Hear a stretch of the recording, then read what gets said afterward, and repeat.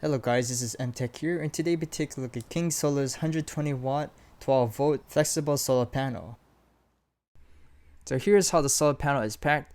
It's sandwiched in between two foam pads and also has corner protectors.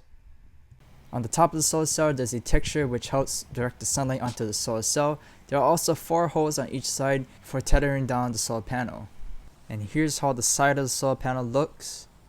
The side of the solar panel is very thin at 2.25 millimeters, and at the very end of the solar panel there's a junction box which the cables come off of. The solar panel uses the standard MC4 connectors which are highly water resistant.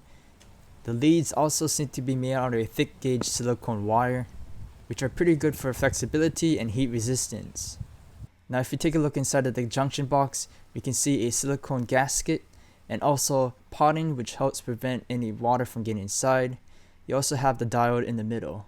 Now if we turn the solar panel over, we can see a spec sheet which is made from a foil sticker. This has all the essential information that you would need, so you don't have to keep the instructions.